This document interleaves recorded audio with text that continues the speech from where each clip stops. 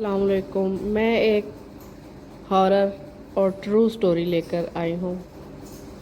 یہ جو سٹوری ہے یہ ایک میری دوست اس کے کزن کے ساتھ یہ واقعہ پیش آیا، تو آئیے اسی کی زبانی سنتے ہیں۔ میرا نام فہد ہے۔ یہ کہانی میرے قریبی دوست زاہد کے ساتھ پیش آئی، جو پچھلے 6 سال سے کسی ذہنی تکلیف میں مبتلا ہے۔ جب بھی اس سے اس واقعے کے بارے میں پوچھتا ہوں، اس کی آنکھوں میں ایسا خوف ہوتا ہے جیسے وہ کسی زندہ لاش کو دیکھ چکا ہو۔ یہ بات 2017 کی ہے۔ لاہور میں گرمی کی شدت بہت بڑھ چکی تھی۔ زاہد، عمیر، وقاص اور سعد، 4 قریبی دوستوں نے سوچا کہ کچھ دنوں کے لیے کہیں ٹھنڈی جگہ چلا جائے۔ انہوں نے شمالی علاقوں کا پلان بنایا، مری، ناران اور پھر بالا کوٹ۔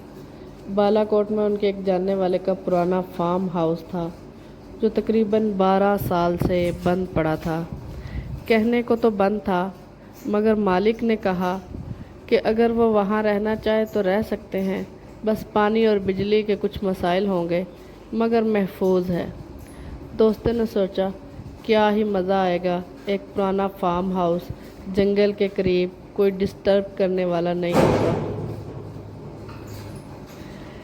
جب وہ لوگ فارم ہاؤس پہنچے، شام کے تقریباً 5 بجے تھے۔ پورا علاقہ کچھ ویران سا لگا۔ فارم ہاؤس کے اندر گھستے ہی ایک عجیب سی خاموشی نے گھیر لیا۔ نہ پرندوں کی آوازیں، نہ درختوں کی سرسراہٹ، اور سب سے عجیب بات یہ تھی کہ دروازے پر نیا تالا لگا ہوا تھا۔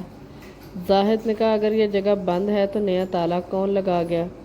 عمیر نے مذاق میں کہا شاید وہی جو یہاں رہتا ہے۔ سب ہنس دیے، مگر سعد کی ہنسی میں کوئی جان نہیں تھی۔ پہلی رات ہی انہیں عجیب آوازیں سنائی دینے لگی۔ رات کے کھانے کے بعد سب نے لائٹس بند کر کے ہال میں گانے لگائے۔ ایک اسپیکر ساتھ لائے تھے جس سے میوزک چل رہا تھا۔ رات کے تقریباً 1:30 پر اسپیکر بند ہو گیا۔ پہلے سوچا بیٹری ختم ہو گئی ہوگی، لیکن موبائل ابھی تک چارج ہو رہا تھا۔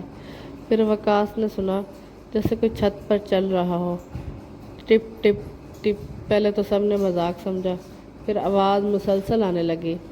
سعد نے ہمت کی اور چھت پر چڑھ گیا، لیکن وہاں کوئی نہیں تھا۔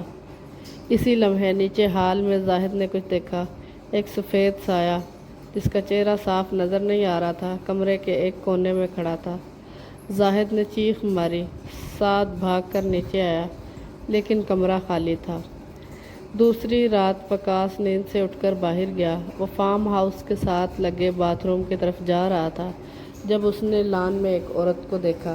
لمبے سیاہ بال، سفید لباس، گردن عجیب زاویے پر جھکی ہوئی، وہ حرکت نہیں کر رہی تھی۔ وقاص پیچھے ہٹنے لگا۔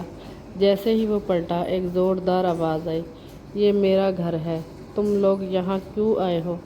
وقاص بے ہوش ہو کر گر پڑا۔ صبح جب وقاص کو ہوش آیا تو اس کی گردن کے نیچے نیل پڑے ہوئے تھے، جیسے کسی نے زور سے پکڑ کر دھکیلا ہو۔ وقاص نے بتایا کہ وہ عورت مجھ سے پوچھ رہی تھی کہ سعد کہاں ہے، وہ اسے صحت چاہیے تھا۔ اب سب پریشان ہو چکے تھے۔ عمیر نے کہا ہمیں یہاں سے نکل جانا چاہیے فوراً، مگر سعد نے انکار کیا۔ وہ کہنے لگا مجھے تو یہاں سکون مل رہا ہے، یہ جگہ بری نہیں ہے، بس ہم انہیں سمجھ نہیں پا رہے۔ یہ بات زاہد کو عجیب لگی۔ سعد ہمیشہ حساس مزاج تھا، مگر اب وہ جیسے کسی اور کا عکس بن چکا ہو۔ ایک آخری رات سب نے ایک کمرہ بند پایا جو پچھلے 2 دنوں سے نظر نہیں آ رہا تھا، جسے وہ دروازہ پہلی بار نمودار ہوا۔ زاہد نے کہا یہ کمرہ تو پہلے نہیں تھا، دروازے پر پرانی زنجیروں کا تالا تھا۔ وقاص نے کہا نہ کھولو اسے، یہ ہمیں بلا رہا ہے، مگر سعد آگے بڑھا اور تالا توڑ دیا۔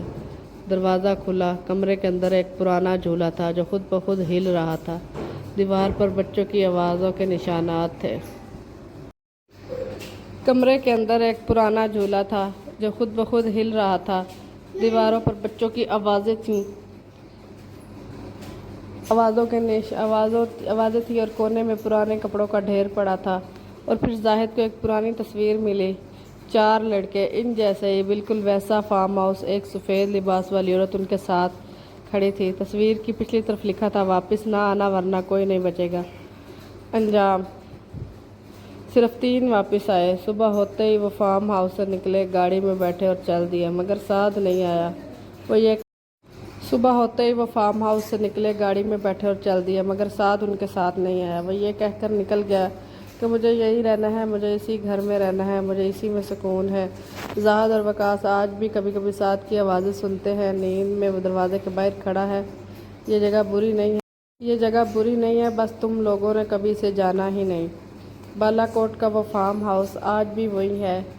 हर साल कोई ना कोई सियाह लापता हो जाता है और मकामी लोग कहते हैं कि फार्म हाउस अब किसी को जाने ही नहीं देता और यहाँ पर बहुत सी पाबंदियाँ आयद कर दी गई हैं ताकि लोग इस फार्म हाउस के इर्द गिर्द भी ना भटकें, नहीं तो फिर हर रोज़ किसी न किसी लाश को उठाना पड़ता है।